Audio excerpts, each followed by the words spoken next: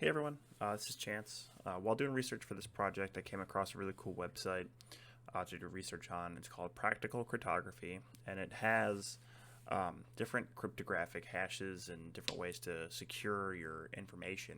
So I wanted to use it really fast to give an example of how a hashing algorithm works. So basically, hashing and SHA1 is something you would use combining PHP and SQL. SQL is a mostly database-driven programming language, and so that's what you would use to set up the different columns and rows of your database.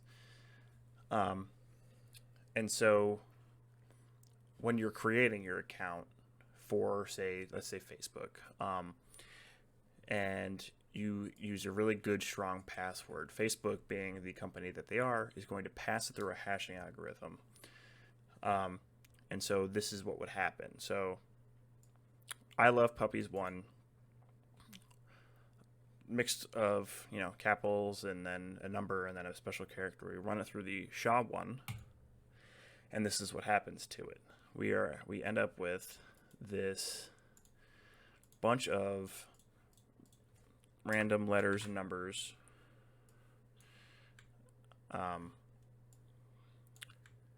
and basically this right here is what would be stored in the database. So if in the event the database was leaked or someone hacked into it, all they would see is this. They wouldn't see your actual password.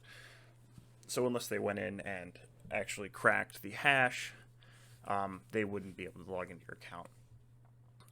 But at this point, SHA1 is fairly antiquated and isn't exactly up to safety standards as far as computing goes anymore. So a more reasonable hash to use would be a SHA256. So we'll use our same password to show exactly how it works. So say I love puppies 1, we run it through a SHA256, and we end up with this.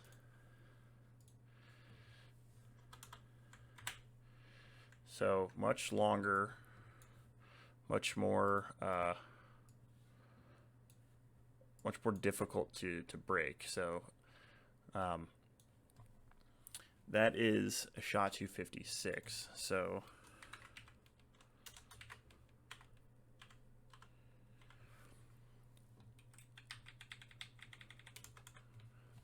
an additional step that a good programmer would do would be adding a salt to the database.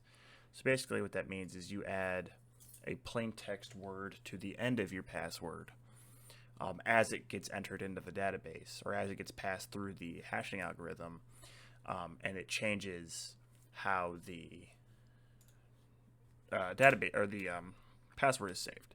So if we do SHA256 salt, and for the sake of simplicity, we're just going to add the word salt in all caps to the end of our password, just to show how it works and how much this is going to change.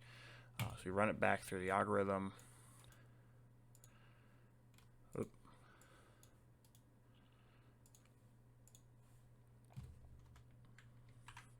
And we end up with this. So this is completely different from this.